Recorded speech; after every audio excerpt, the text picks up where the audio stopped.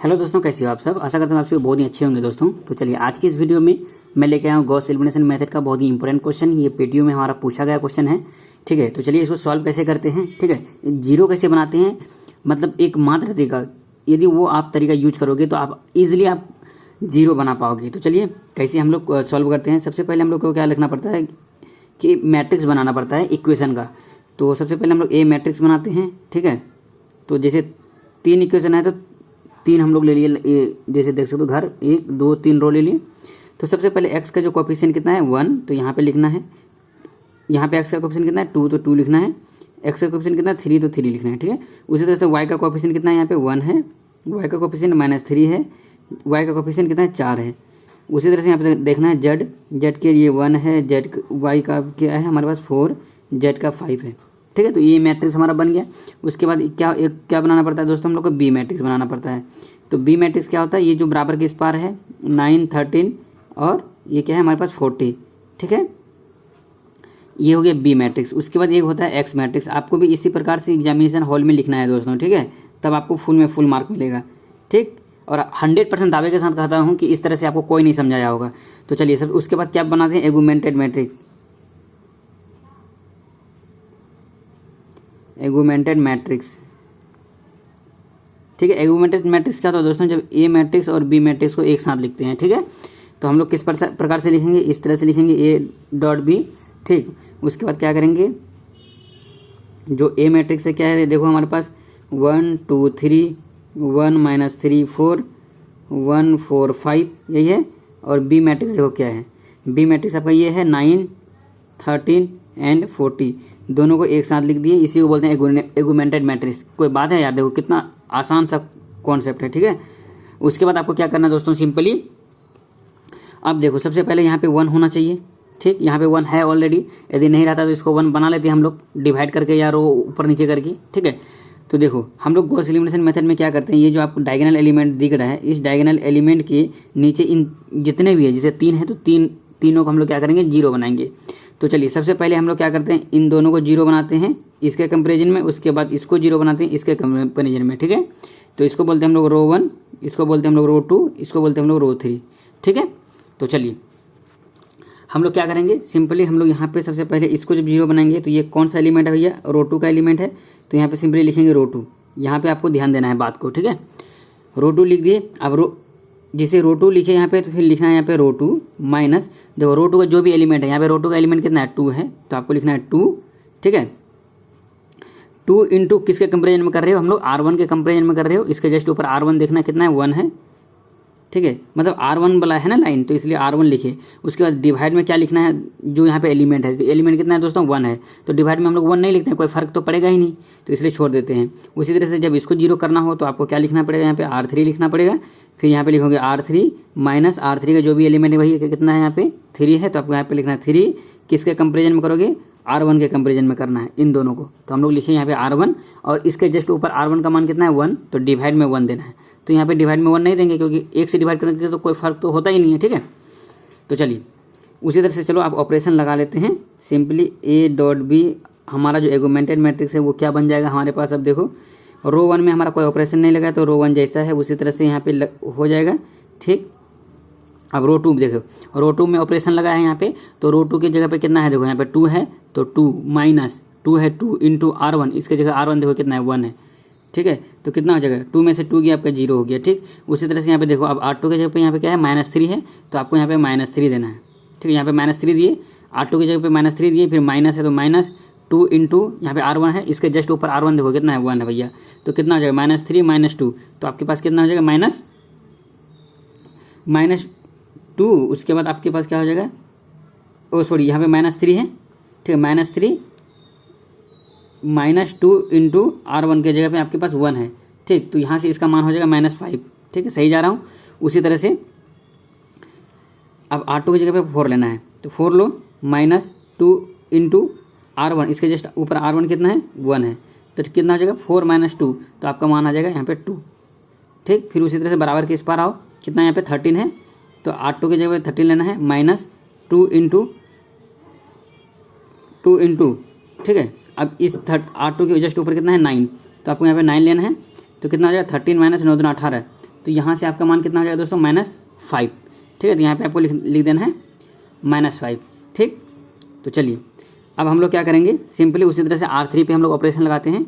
तो देखो R3 पे ऑपरेशन कैसे लगाएंगे, सिंपली देखो R3 की जगह क्या लिखेंगे, R3 है, R3 का मान कितना है यहाँ पे 3 -3 इंटू R1, इसका जस्ट R1 देखो कितना है 1 है, तो यहाँ पे लिखेंगे 1, तो 3 - 3 गया, कितना हो जाएगा यहाँ पे 0 हो जाएगा।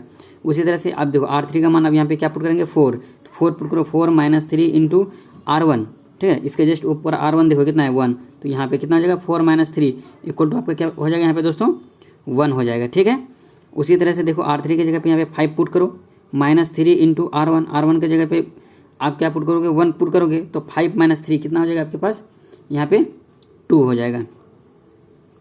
ठीक, उसी तरह से आप देखो यहाँ पे आप क्या करोगे, R3 की जगह पे 40 बैठाओगे, तो चलो 40 यहाँ पे बैठा देता हूँ, -3 इंटू R1 देखो इसके जस्ट ऊपर R1 कितना है 9 है, तो यहाँ पे देखो 9, तो कितना हो जाएगा 40 -27, तो आपके पास कितना हो जाएगा 13 हो जाएगा। ठीक है, तो यहाँ से हम लोग ले लेते हैं 13, बस इतना ईजी है।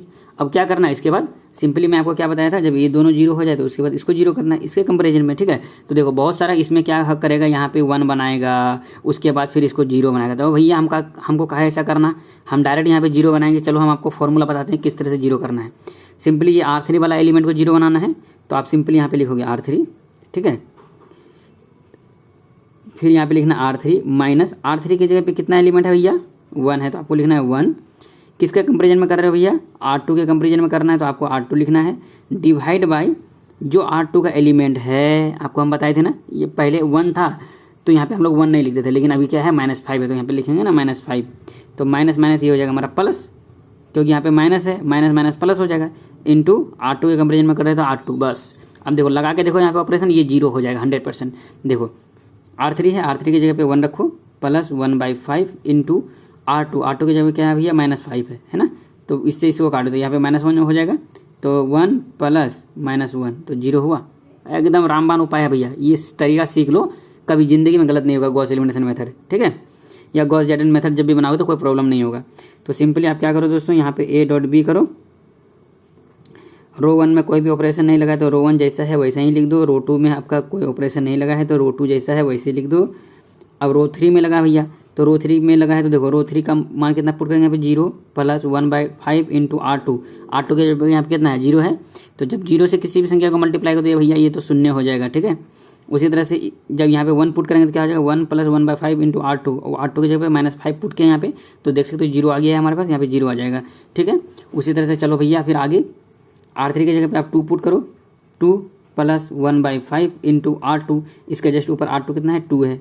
ठीक, तो कितना आ जाएगा 2 प्लस 2/5 हो जाएगा। ठीक, अब यहाँ 2/5 हो गया, अब यहाँ पे एलसीएम लो भैया, यहाँ पे 5 हो जाएगा, 5 दूना 10 प्लस 2 कितना हो जाएगा 12, 12/5 आपको यहाँ पे लिख देना है 12/5। ठीक, अब देखो फिर आप क्या करना, R3 की जगह पे आपको 13 लेना है, तो लो R3 की जगह पे आप 13 रखो, प्लस 1/5 इंटू R2, इसके जस्ट ऊपर R2 कितना है -5, तो ठीक है -5 ही है ना, हाँ, तो इसको इससे काटो तो -1 हो जाएगा, तो 13 - 1 इक्वल टू 12 हो गया ना, तो यहाँ पे आप 12 पुट कर दो। अब देखो भैया मैं आपको जब स्टार्टिंग में जब मैं इन सभी का मान जो मैं बता रहा था, देखो यहाँ पे स्टार्टिंग में तो ये जो था x का कोफिशिएंट था, मतलब x का गुणांक था, यहाँ पे y का था और यहाँ पे z का था। ठीक है, तो चलिए अब मैं यहाँ से आपको मान निकाल के बताता हूँ। तो देखो भैया यहाँ पे x वाला 0 हो गया, y वाला 0 हो गया, z वाला बचा है, तो हम लोग क्या हो जाएगा 12/5 z इक्वल टू कितना हो गया पास 12, तो z इक्वल टू क्या हो जाएगा, यहाँ 12 है, एक गुना में है, उधर जाएगा तो भागा आएगा, सॉरी एक गुना में है ना, इधर जाएगा भागा, तो जब भागा में आएगा तो इसको पलट देंगे तो 5/12 हो जाएगा गुना में, तो 12 से 12 कैंसिल हो जाएगा, z इक्वल टू 5। ठीक, तो बहुत सारा बच्चा क्या बोलेगा भैया सर हमको तो यहीं पे समझ में नहीं आया भाई कैसे किए। अरे भैया इधर गुना में है, उधर जाएगा तो किस में होगा आपका भाग में आएगा, तो जब भाग में आएगा तो ये पलट ऊपर चले जाएगा तो 5/12 हो जाएगा, तो 12 से 12 आपका कैंसिल हो जाएगा क्या, उसके बाद बचेगा कितना आपके पास 5 बचेगा। तो बस इतना तो सिंपल है भैया। ठीक है ना, चलिए जेड का मान निकल के देखो भैया, जेड का मान आपका कितना निकला 5। अब देखो एक्स का मान 0 है, यहाँ पे क्या लिखेंगे -5y plus 2z equal to -5, ये हमारा इक्वेशन बनेगा। ठीक है, चलो तो मैं यहीं पे ऊपर में ही लिख लेता हूँ, क्या बनेगा भैया इक्वेशन, -5 है, -5 plus 2z, -5 plus 2z equal to -5 है ना, क्योंकि x का मान हमारा ये वाई हो जाएगा, क्योंकि एक्स का मान हमारा 0 है सेकेंड इसमें। तो ये दूसरा इक्वेशन बना है। तो -5y प्लस जेड का मान अभी हमारा देखो 5 निकला है, 5 दूना 10 हो जाएगा, इक्वल टू -5। तो -5y इक्वल टू +10 है बराबर उस पर जाएगा तो -10 हो जाएगा। तो -10 -5 -15, माइनस कैंसिल, 5 दिया 15। तो y इक्वल टू आपका क्या निकल गया भैया, 3 निकल गया, है ना। बम्पर तरीका है ना दोस्तों। जेड का भी मान निकल गया, वाई का भी मान निकल गया। अब एक्स का मान निकालते हैं। चलो अब देखो यहाँ पे सेकंड इक्वेशन से हमारा वाई का मान निकल गया। अब देखो फर्स्ट इक्वेशन से एक्स का मान निकलेगा, क्योंकि यहाँ पे देखो x गुना 1 तो x मतलब y गुना 1 तो y, z गुना 1 तो z। तो x plus y plus z equal to 9 हो जाएगा यहाँ पे।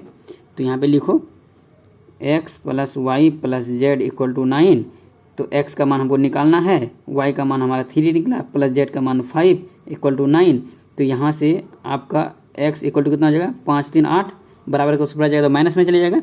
तो 9 में से 8 गया कितना हो जाएगा, 1 हो जाएगा। तो भैया देखो गॉस एलिमिनेशन मेथड से कितना आसान तरीका है। एक्स का भी मान निकल गया, वाई का भी मान निकल गया, जेड का भी मान निकल गया, एकदम आपका 8 नंबर पक्का हो गया। ठीक है, तो कितना आसान है भैया, आप लोग को टेंशन लेने की जरूरी नहीं है जब तक हमारा चैनल जिंदा है। तो चलिए इसी के साथ मिलते हैं हम लोग नेक्स्ट वीडियो में। तब तक के लिए बोलो भैया जय हिंद जय भारत। लाइक कर देना यार, सब्सक्राइब कर देना यार, इतना मेहनत से वीडियो बनाता हूँ। ठीक है, बाय बाय।